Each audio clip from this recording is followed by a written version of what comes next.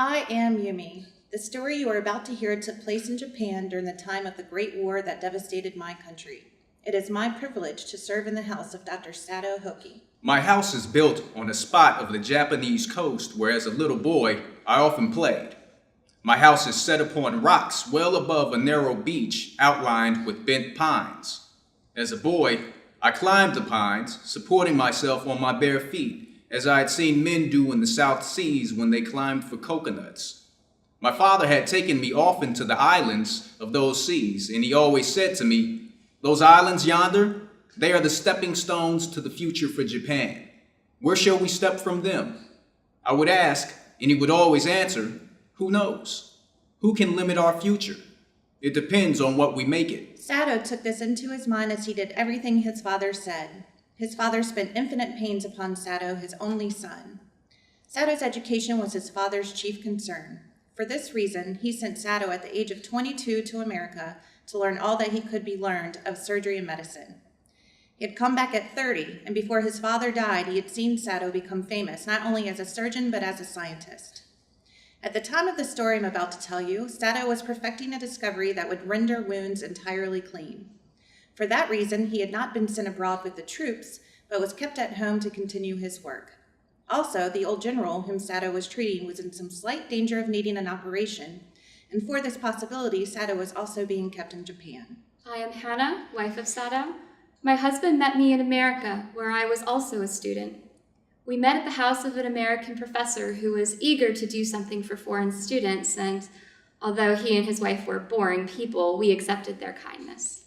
When I met Hannah, I felt that I would love her if it were at all possible, but I waited to fall in love with her until I was sure she was Japanese. My father would never have received her unless she had been pure in her race. We finished our work at school and came home to Japan. When my father saw her, the marriage was arranged in the old Japanese way, although Hannah and I had talked everything over beforehand. This was many years ago, but even now, I often wonder whom I could have married if I had not met Hannah. The story that I have to tell you began several years after Sato and Hannah had married. Their youngest child was only 3 months old. It was my job to care for them.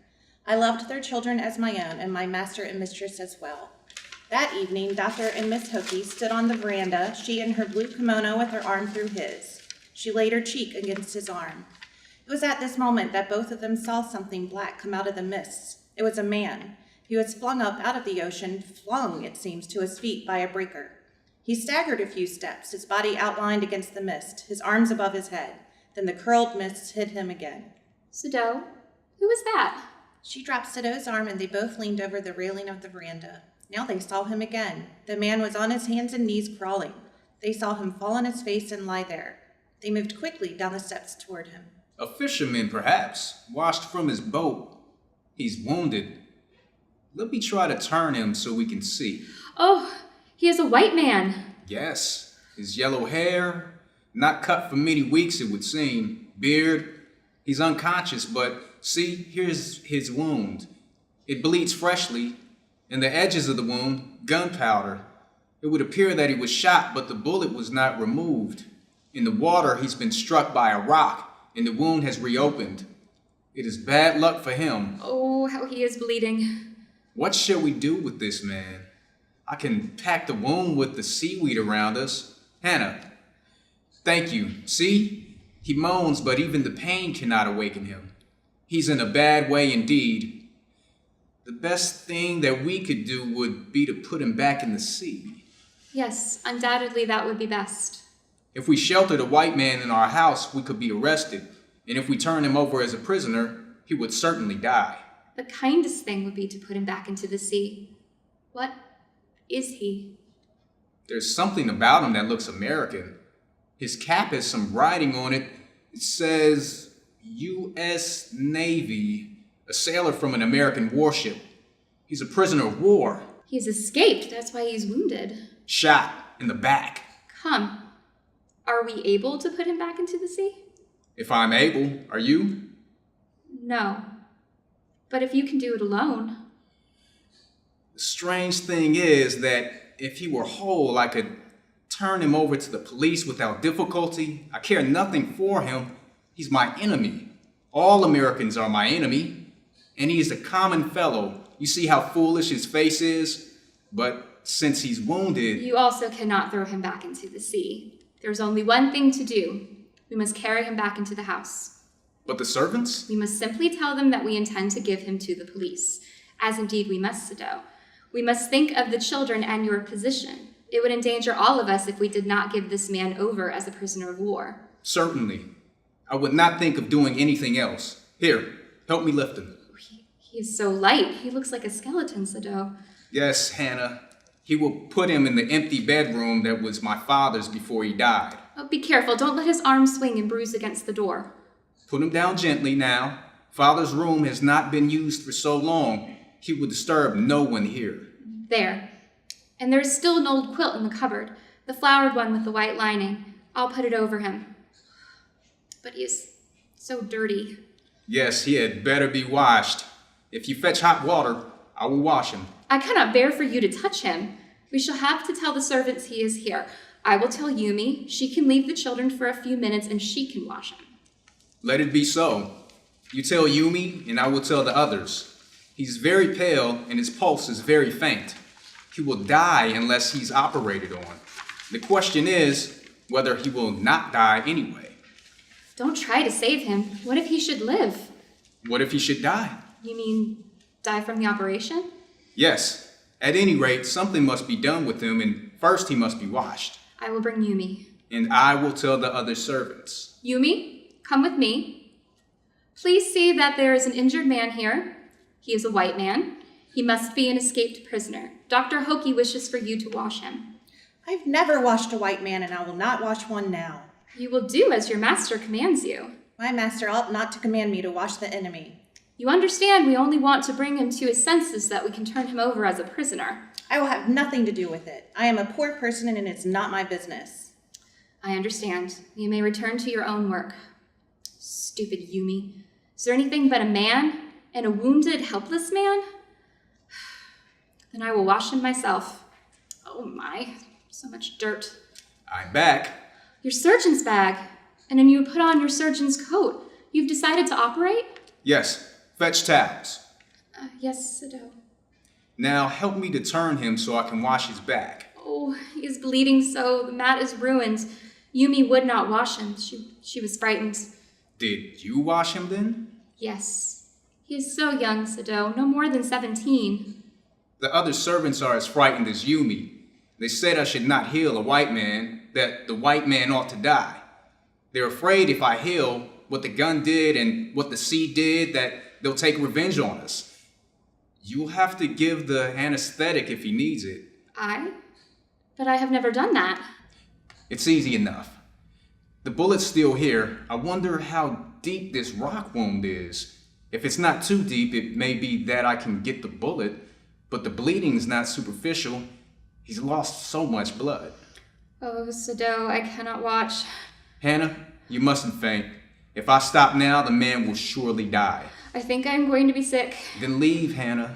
Get sick if you must, but you must pull yourself together then. I need your assistance. There's no reason under heaven why he should live. Groan if you like, American. I'm not doing this for my own pleasure. In fact, I do not know why I'm doing it. I am better and will help you now, Sado. Where's the anesthetic? That bottle over there. It is well that you come back. This fellow is beginning to stir. How shall I do this? Simply saturate the cotton and hold it near his nostrils. When he breathes badly, move it away a little. Sado, what are these marks on his neck? Oh, scars, terrible red scars. Are the stories of torture true then, Sado? There it is. So near the kidney, but not penetrating it. I knew it would be close. American bodies are still put together the same way as Japanese ones, and I was taught well. What did he always say, my old professor of anatomy?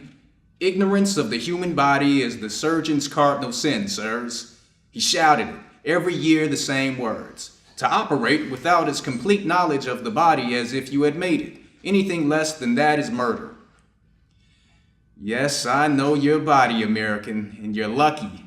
It's not quite to the kidney, my friend. Friend, already as if you were one of my own patients. Well, there, fast and neat. It is out. My guts. They got my guts. Sado. Shh. It is over. No more anesthetic. Please bring me the bandages. I will stitch and dress the wound. Surely I do not want this man to live. I'm sorry, Sado. I did not hear the last words you said. Nothing, Hannah. Nothing. This man will live in spite of all. The young man slept for a very long time. Dr. Hokie checked on him often and with as much care as if he had been one of our own countrymen. We servants were frightened and refused to go near the room of our enemy, even when my mistress asked us for simple things like blankets or towels. So she tended him herself. At last he awakened. What? But who are you? Don't be afraid. How come you speak English? I was a long time in America. What am I doing? Do not try to speak. You must eat. I will help you. Soon you will be strong. For the next 3 days, the white man was in my master's house, unknown to the authorities. The other servants and I grew daily more watchful. The cook and the gardener, who had been with Dr. Hokie's family since he was a small boy, were as courteous and as careful as ever, but their eyes were cold when they looked upon the master or mistress. Still, we could not betray him to the authorities. American, what are you doing up? Lie down. Do you want to die? You may kill yourself if you do this sort of thing. What are you going to do with me? Are you going to hand me over? I do not know myself what I shall do with you. I ought, of course, to give you to the police. You are a prisoner of war. I am? No, do not tell me anything. Do not even tell me your name unless I ask for it. Now you must rest. I will return later. Sado, I've been waiting out here to speak with you. Yumi tells me the servants feel they cannot stay if we hide this man here any longer. They're saying that you and I were so long in America that we have forgotten to think of our own country first. They think we like Americans. It's not true. Americans are our enemies. But I've been trained not to let a man die if I can help it. Servants cannot understand that. No, and I can understand why it's hard for them. I was brought up as they were. The gardener was saying, "My master's son knows very well what he ought to do. See, he even spoke of the old man. Long dead is his master still. When the man was so near death, he said, why did he not let him bleed? And the old cook said that the young master is so proud of his skill to save life, that he saves any life." Sado, they speak of these things when they know I am near enough to hear them. And I know they are right. But there's some small place inside of me that is proud you saved this life, Sado. Today, when I took him his breakfast, before I could leave the room, the man said, My name is Tom. I did not speak, only bowed and left the room. As I left, I could see a look of fear in his eyes. Oh, Sado, he is a great trouble on this house. Yes, Hannah, I know what you're saying. Only yesterday, when I removed the last few stitches, I went to my office and began typing a report to the chief of police about how an escaped prisoner had been washed up on the shore in front of my house. But I stopped and hit the unfinished letter. On the 7th day, we servants left Dr. Hokie's house. We cried many tears. For the cook and the gardener had served Dr. Hokie since he was a child, and I had served his children since their births. I ran back to tell my mistress that I would return if the baby missed me too much.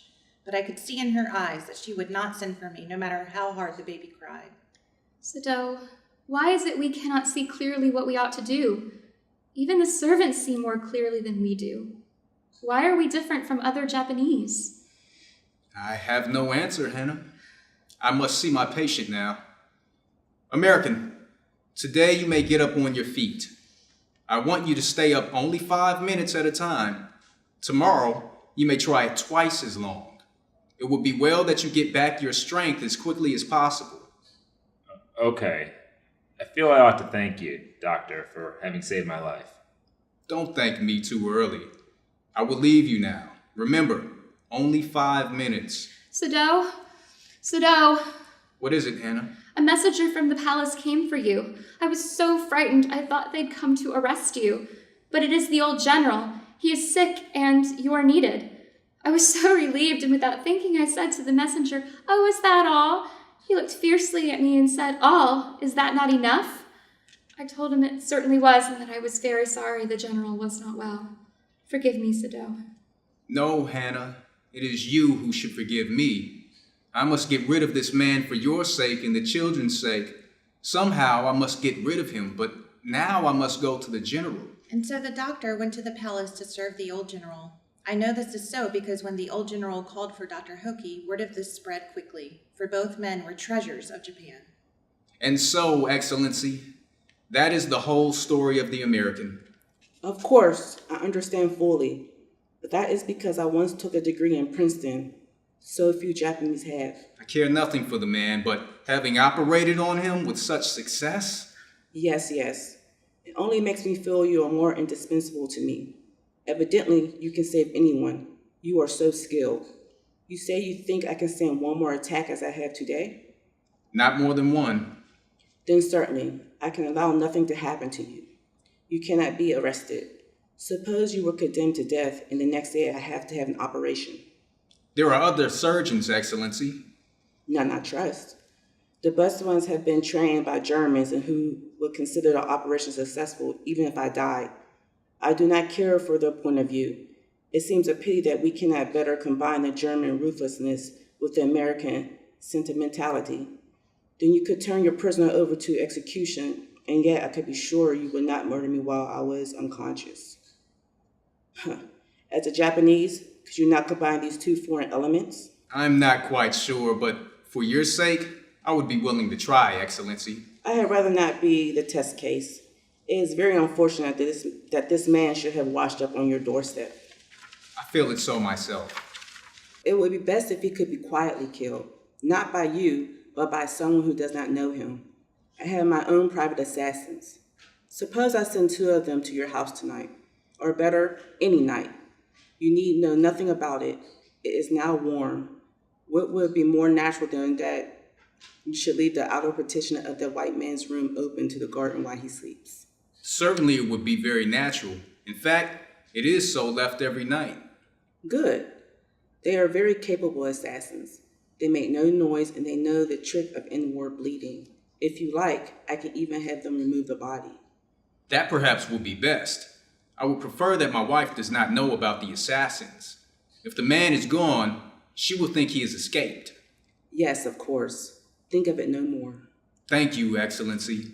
I'll leave you now to rest. I could not help but worry about the doctor and Mrs. Hoki. How would he deal with the white man, who surely must be well by now? For I had not been called back by my mistress, and I knew she would send for me when the enemy was gone. What is this, American? Who gave you permission to leave your room? I was only going into the garden.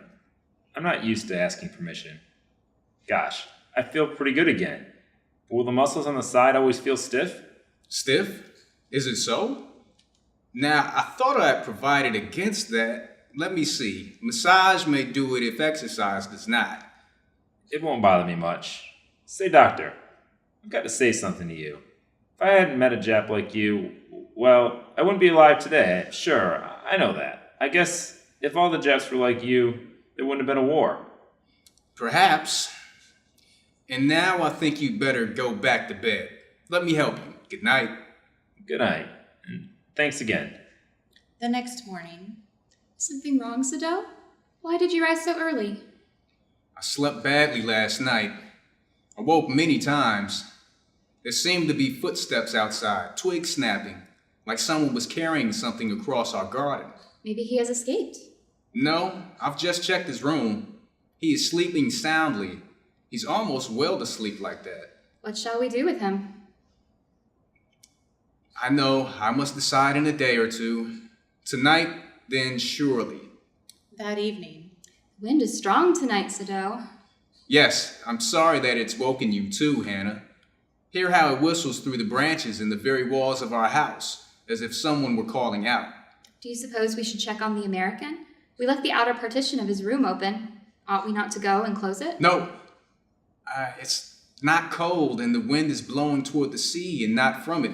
Besides, he's able now to do it for himself. the following morning, Hi. That was some blow last night, wasn't it? It's amazing how strong your houses are. Seems like they just fold up and fly off. Yes, I'm glad you were not uncomfortable. Tonight then, it must be tonight. that night, What was that noise? Oh, what has frightened the baby? I will go. Don't go. Don't go. Sado, what is the matter with you? The following morning, I feel great. You are well. You are so well that I think if I put my boat on the shore tonight with food and extra clothing in it, you might be able to row to that little island not far from the coast. It's so near the coast that it's not been worth fortifying.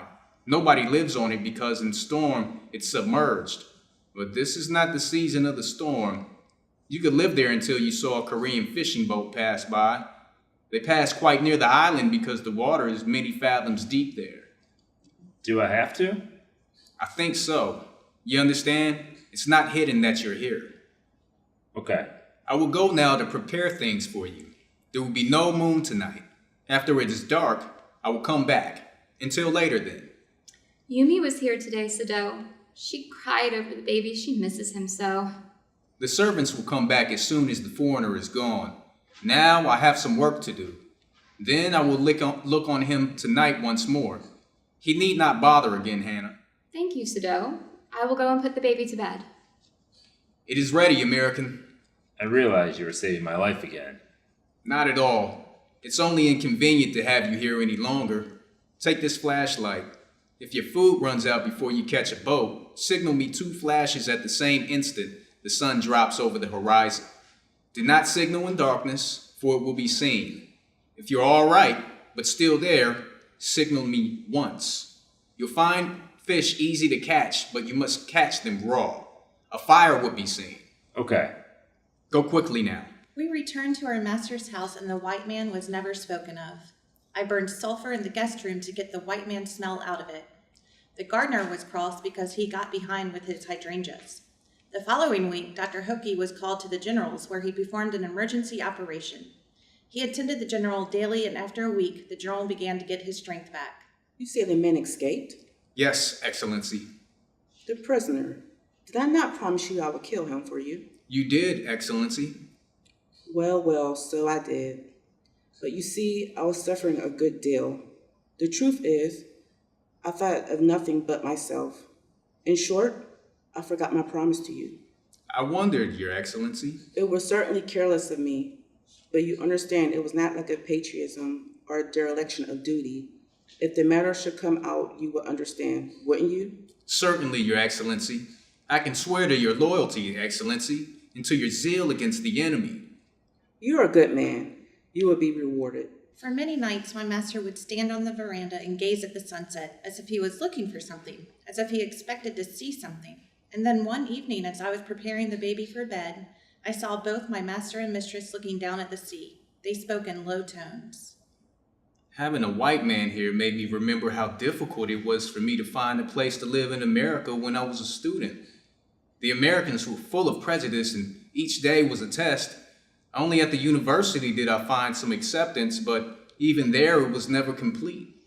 I knew I was superior to them, and yet I was always in a position of gratitude, it seemed. I believe in this war, Hannah. I still find white people repulsive. That young sailor, so colorless, skin almost transparent. He's gone now, Sado. Strange. I wonder why I could not kill him.